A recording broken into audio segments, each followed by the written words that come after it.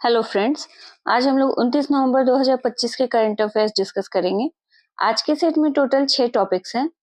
पहला टॉपिक जो है वो है नज से रिलेटेड। नज क्या है, इसका फुल फॉर्म क्या होगा?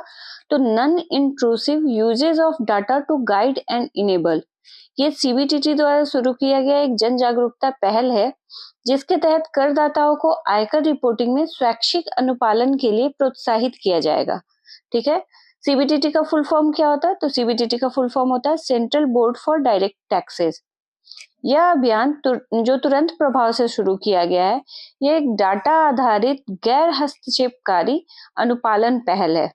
इसके तहत इनकम टैक्स डिपार्टमेंट जो उसके पास पहले से इंफॉर्मेशन होगा, जानकारियां उपलब्ध होंगी, उनका उपयोग करके करदाताओं को उनके द्वारा दाखिल किए गए रिटर्न में संभावित गलतियों या छूटे हुए विवरणों की याद दिलाएगा। तो ये मेनली जो हम लोग आईटीआर फाइल करते हैं, तो उसमें अगर कोई डिटेल छूट गया है या कोई मिस्टेक हो गया है फाइल करने के दौरान, आईटीआर फाइल करने के दौरान, तो उसको सुधारने का एक मौका है। ठीक है। इसके तहत उसको सुधारने का एक मौका दिया जाएगा, 1 महीने का टाइम दिया जाएगा।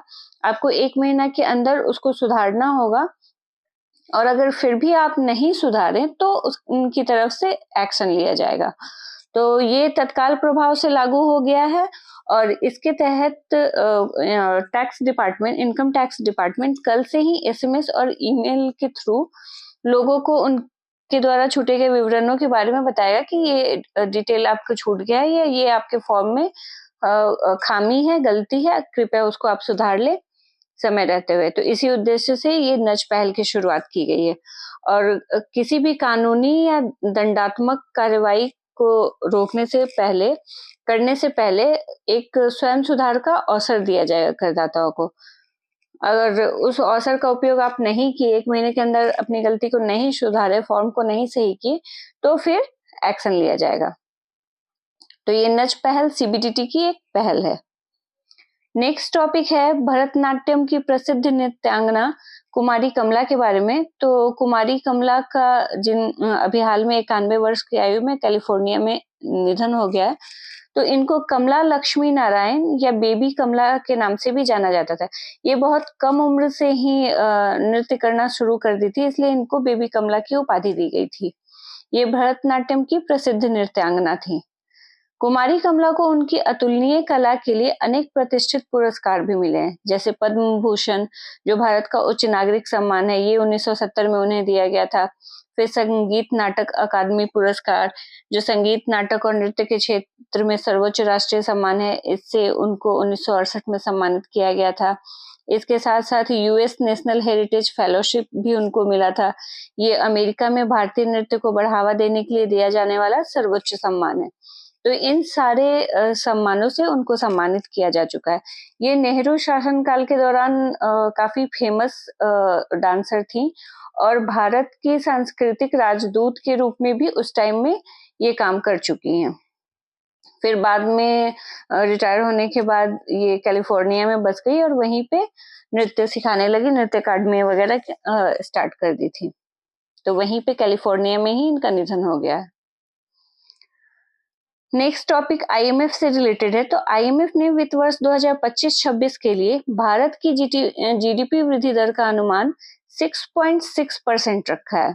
साथ ही वित्त वर्ष 2024-25 में ये अनुमान 6.5% और 2025-26 की पहली तिमाही में 7.8% दर्ज किया गया है।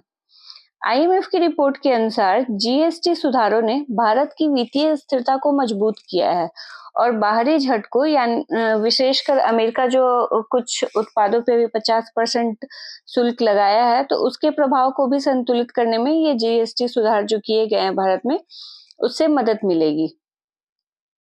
तो ये आईएमएफ का आकलन था। नेक्स्ट टॉपिक भारतीय सेना से रिलेटेड है। तो भारतीय सेना ने 27 से 28 नवंबर के बीच नई दिल्ली में चाणक्य डिफेंस डायलॉग 2025 के तीसरे संस्करण का आयोजन किया है। तो अगर पूछा जाए कि चाणक्य डिफेंस डायलॉग 2025 का आयोजन किसके द्वारा किया गया है, तो भारतीय सेना द्वारा किया गया है 27 से 28 नवंबर को नई दिल्ली में। इस बार की थीम क्या थी? तो इस बार की थीम थी रिफॉर्म टू ट्रांसफॉर्म, सशक्त, सुरक्षित और विकसित भारत। यह कार्यक्रम भारत की बदलती सुरक्षा आवश्यकताओं और वैश्विक रक्षा रुझानों के अनुरूप अपनी रक्षा रणनीति को रूपांतरित करने के लिए प्रतिबद्धता को प्रदर्शित करती है। तो ये भारतीय सेना का एक पहल है जो भारत की बदलती सुरक्षा आवश्यकता और वैश्विक रक्षा रुझानों के अनुरूप ये अपनी रक्षा टेक्निक को रूपांतरित करने के लिए प्रतिबद्धता को दर्शाते हैं। इस डायलॉग में सैन्य नेतृत्व, रणनीतिक विशेषज्ञ, राजनयिक, शिक्षाविद, युवा और निजी क्षेत्र के प्रतिनिधि भारत की सुरक्षा चुनौतियों और दीर्घकालिक रक्षा रूपांतरणों पर विचार विमर्श करते हैं। अभी भारतीय सेना के प्रमुख कौन है? तो अभी भारतीय सेना प्रमुख है general Upendra Dwivedi. Next topic है 44वें अंतरराष्ट्रीय व्यापार मेला से संबंधित।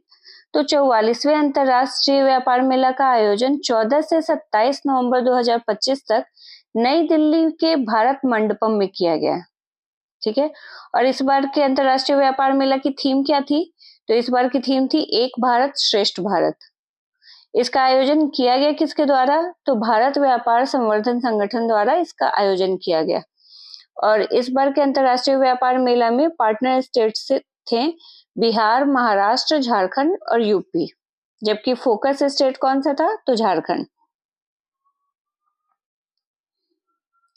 नेक्स्ट और लास्ट टॉपिक है हमारा संयुक्त राष्ट्र की एक रिपोर्ट से संबंधित। तो संयुक्त राष्ट्र की वर्ल्ड अर्बनाइजेशन प्रोस्पेक्ट्स रिपोर्ट 2025 के अनुसार जकार्ता ने आधिकारिक रूप से टोक्यो को पीछे छोड़ते हुए दुनिया के सबसे अधिक जनसंख्या वाला शहर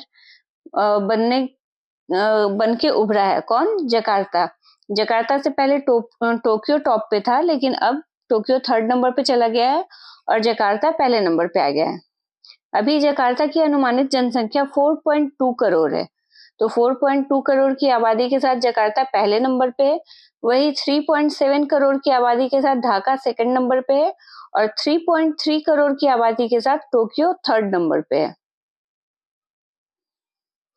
रिपोर्ट के अनुसार 1925 में दुनिया की केवल 20% आबादी शहरों में 1925 नहीं 1950 में दुनिया की केवल 20% आबादी शहरों में रहती थी, जबकि 2025 में विश्व की 8.2 अरब आबादी का लगभग आधा हिस्सा शहरों में रहता है।